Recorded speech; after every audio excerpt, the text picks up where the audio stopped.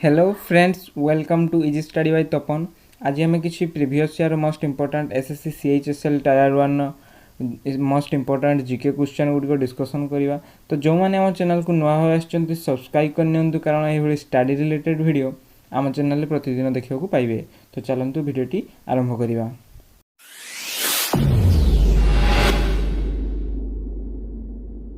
प्रश्न number 1, Who was the captain of Indian women's team that won silver at the 2018 Asian Games? केउं महिला जे कि silver जीति थिले 2018 Asian games रे?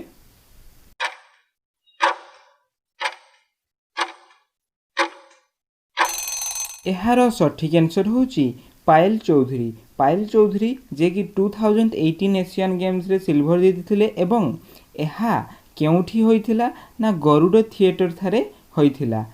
तो चलंतु आगु पढ़िबा। प्रश्न नंबर 2, who among the following first Sayyid ruler?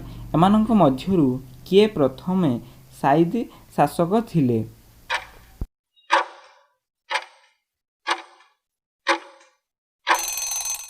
एहार सठिक आंसर होची खिजिर शाह। खिजिर शाह जे कि प्रथमे साइद रूलर थिले एवं साइद रूलर केते वर्ष शासन करिथिला ना 37 वर्ष शासन करिथिला।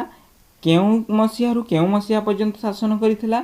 एहा 1414 मसियारु 1451 मसिया पर्यंत शासन करिथिले। तो चलंतु आगु पढ़िबा। प्रश्न नंबर 3, which of the following state share the longest boundary with China? एमानंक मध्यरु केउं राज्य सहित चाइनार सबुठु लंबा बाउंडरी रहिछि?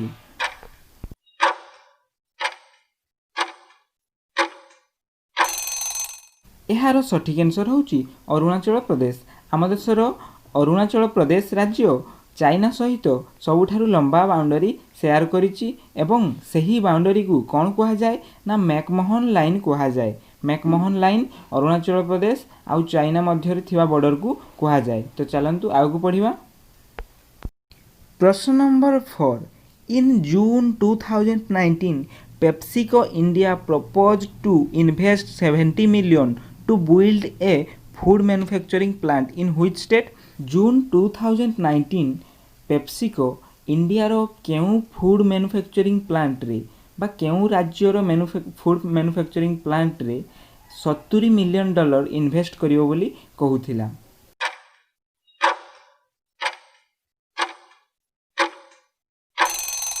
एहार सठिक आंसर होची उत्तर प्रदेश। उत्तर प्रदेश रे $70 मिलियन पेप्सिको इन्वेस्ट करियो बोली कहिथिला। पेप्सिको गोटिए American multinational food manufacturing company एवं यह 28 अगस्त 1898 रे स्थापित होइथिला। एहार हेडक्वार्टर केउठारे अछि ना एहार हेडक्वार्टर होउची न्यूयॉर्क रो हरिसन ठारे रहिछि। तो चलंतु आगु जानिबा। प्रश्न नंबर 5, who among the following won a silver medal in the equestrian event at the 2018 Asian Games? प्रश्नटी होउची 2018 एशियन गेम्स रे एमानंक मध्यरु किए सिल्वर मेडल जीति थिले?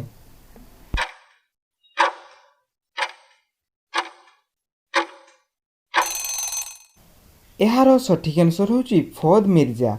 फौद मिर्जा जे कि 2018 एशियन गेम्स रे सिल्वर मेडल जीति थिले एवं एही गेम केबेठु केबे खेला जाइथिला ना 18 अगस्त रु 2 सेप्टेम्बर मध्य खेला जाइथिला एवं फौद मिर्जा 2019 रे बा 2019 रे अर्जुन अवार्ड मध्य जीतिचंती। प्रश्न number 6, who is the director of the film PM Narendra Modi?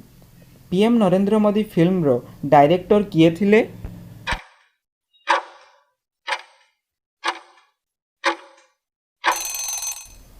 एहार सठिक आंसर होची उमंग कुमार। उमंग कुमार PM नरेंद्र मोदी फिल्म रो डायरेक्टर थिले एवं अनिरुद्ध चावला एवं विवेक अबेरी एही फिल्म रो बा PM नरेंद्र मोदी फिल्म रो राइटर थिले।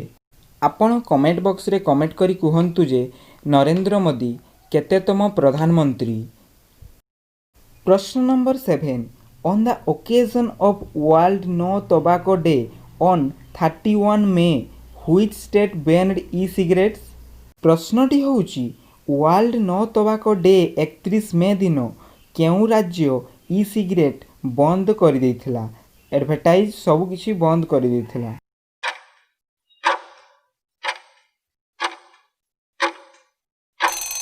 ଏହାର ସଠିକ୍ ଆନ୍ସର୍ ହେଉଛି ରାଜସ୍ଥାନ। ରାଜସ୍ଥାନ ଯେ କି E cigarette world no tobacco day 31 May ଦିନ ବନ୍ଦ କରିଦେଇଥିଲା। ଇ ସିଗାରେଟ୍ କ'ଣ ନା ଇ ସିଗାରେଟ୍ ଗୋଟିଏ ଇଲେକ୍ଟ୍ରୋନିକ୍ ସିଗାରେଟ୍। ପ୍ରଶ୍ନ ନମ୍ବର 8 the joint process of vaporization and condensation is called?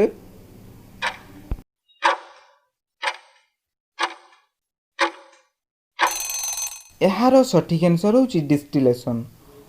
Joint process of vaporization and condensation is called distillation. ପ୍ରଶ୍ନ ନମ୍ବର 9 which of the following metal has an ore named galena? ଏମାନଙ୍କ ମଧ୍ୟରୁ କେଉଁ ମେଟାଲର ଓର୍କୁ ଗ୍ୟାଲେନା କୁହାଯାଏ?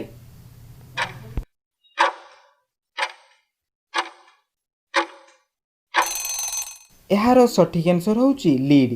ଲିଡ୍ର main or ହେଉଛି ବା ମୁଖ୍ୟ ଓର୍ ହେଉଛି ଗ୍ୟାଲେନା, ଯାହା ସିଲଭର ତିଆରି ପାଇଁ ବ୍ୟବହାର କରାଯାଇଥାଏ।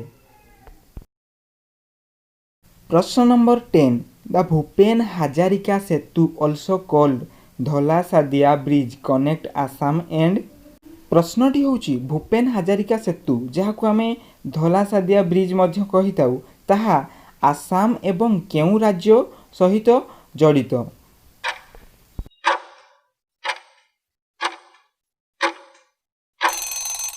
ଏହାର ସଠିକ୍ ଆନ୍ସର୍ ହେଉଛି ଅରୁଣାଚଳ ପ୍ରଦେଶ।